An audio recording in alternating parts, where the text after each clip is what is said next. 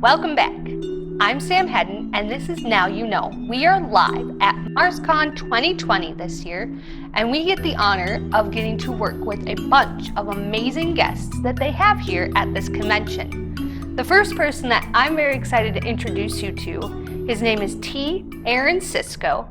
He is a successful author. He is an award-winning television producer in Minneapolis, Chicago. He was the person that launched Twin Cities Live. He also worked on Crime Watch in Chicago, and he is an executive producer for Dinner Time on Amazon Prime. Can you tell us a little bit, what got you into television? Like, was that always your calling, or was that something that kind of happened over time? Oh no, not at all. So originally I was a musician. So this is high school, it's 90s. Back then, there was no SoundCloud or those kind of apps. And it seemed like everyone was going to be the next rock star. I was a big fan of Nirvana, Lenny Kravitz. So I was in a band, and we were doing fairly well for a local act. And then I ended up not becoming the next Kurt Cobain or Lenny Kravitz. So I had to find a job, and the only place I was hiring was a tiny little studio in a suburb of Chicago called Afternight. And they gave me a job literally sweeping floors, logging tapes, and just nature of my personality, I'd always ask questions. I'd just hang out and say, oh, what are you doing? And say, oh, this is called logging tape, which shows how old I am. And so I was like, well, how do you log tape? And then I'd sit and learn and say, well, why don't you try and do this show? And I was like, okay, great. And say, we need an assistant editor, so why don't you step into this role? And that was just sort of like the progress moving from PA, who's sweeping floors, up to eventually editor, associate producer, and then eventually getting to be a producer. And then finding out I liked the industry, and I had an opportunity to work with a few other production studios that were working with different networks, and that's just kind of how it happened. So it's completely by accident, but very serendipitous. What instrument did you play? Bass, piano, and guitar. Wow. Yeah. So were you trained how to do all that at a young age? Sort of. I started taking piano lessons kind of against my will when I was younger. And then when I got old enough to protest, I did. And so I stopped, and I'm very sad that I did. But I figured at that age, it's like, well, the kids who are bringing their guitars to school have a lot of attention from the young ladies in class. And me talking about how I can play Beethoven is not getting the same reaction. And so I decided I don't want to play piano anymore. I want to move on to guitar. And even that's a sad story, because I went with my father to a Guitar Center, and I said, I'm going to get the guitar with 4 strings first, and then work my way up to the 6th string. And then later, someone was nice enough to explain, like, yeah, that's a bass. Oh, whoopsies. But by that time it was too late, so I just kind of stuck with it, and I like the bass. Well, that's a good thing. That's very helpful. You write on being an author. One of the things I noticed was that you write about nerd culture, but not just like the nerd culture, it being African American in that culture. Could you tell me a little bit about that? Absolutely. It was a little tricky. Like, being a nerd is already kind of hard, especially back in those days where it wasn't as mainstream. Mm-hmm. I mean, now, of course, you mention Iron Man or Thor, and everyone's like, well, of course we like Iron Man and Thor. But back then, you mentioned Iron Man, people thought you were a Black Sabbath fan. If you mentioned Thor, they just thought you had a lisp. And so there was that part of it being kind of outside the mainstream, and then already being, even though Chicago, where I grew up, was a very diverse city, a very large city, it still had kind of pockets.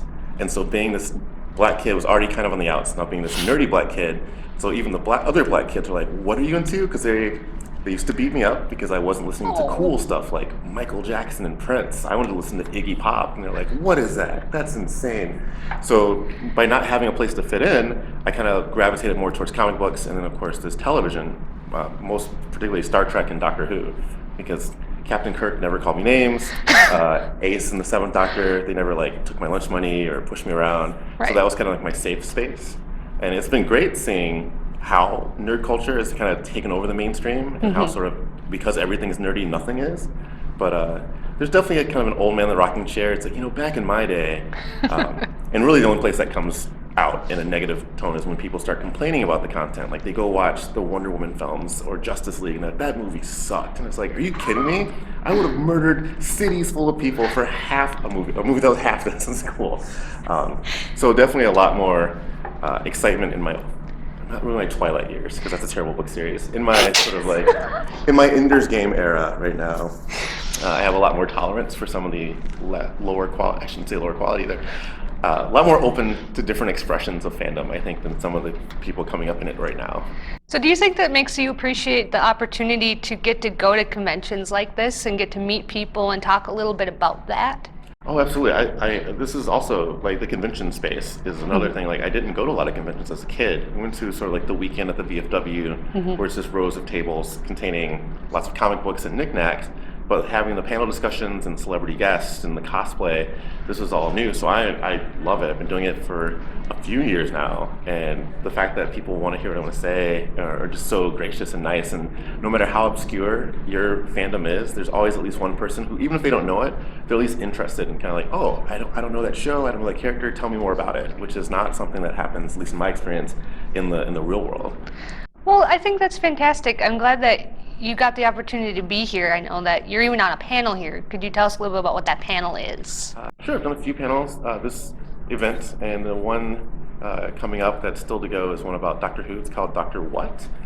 Because Doctor Who has been on for over half a century. And we've had lots of actors portraying the lead roles, lots of companions and antagonists and monsters and characters. And so Doctor What is kind of more of a fun panel discussion. It's not really about educating or enlightening, just more about enjoying being a Whovian. And so like I'm cosplaying the 7th Doctor, played by Sylvester McCoy, who he went off the air in the late 90s, or his run ended, or late 80s, I'm sorry.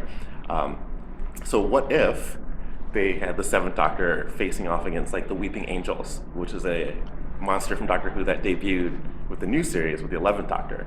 And so that would be kind of, or I'm sorry, 10th Doctor. So that's kind of like the idea, is like sort of fan speculation just for fun. Of like, oh, what if Sarah Jane Smith, one of the greatest companions of all time, was stuck with, the 12th Doctor? Like, how would that be? Because he's kind of a crotchety Doctor. Or like, what if this master? So it's really about that kind of like fan casting.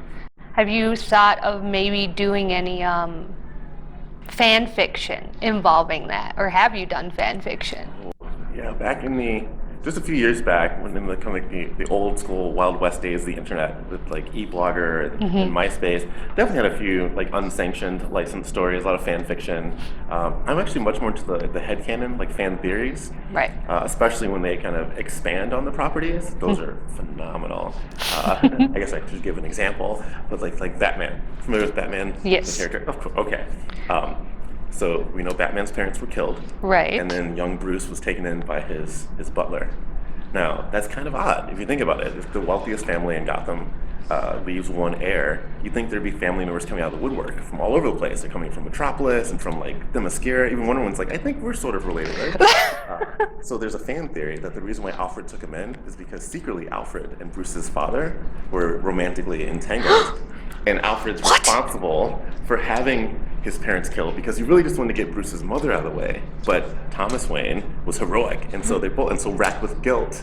We need to have a chat. We need to have a talk, because that's kind of mind blowing. That's pretty ridiculous. Like, that's fantastic. I can see why you would write about that. That's great.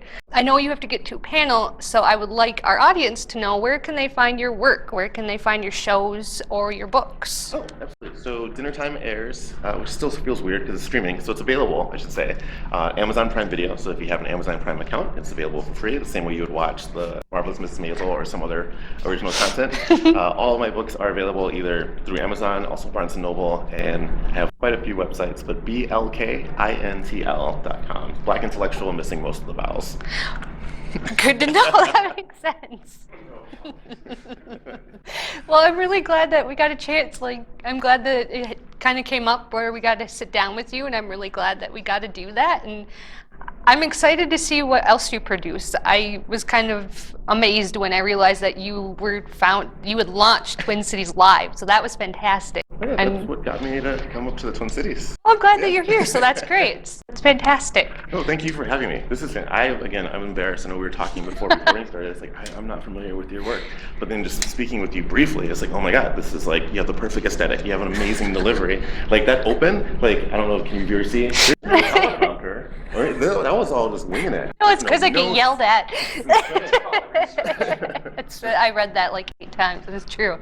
No, I love it. This is fun, and this is the book we were referencing. If you go on to Amazon or Barnes & Noble, you can find this, and I'm assuming it gives you one heck of a perspective. Yes. So go ahead, find that. and find him on his website. And I'm excited to see what else you do.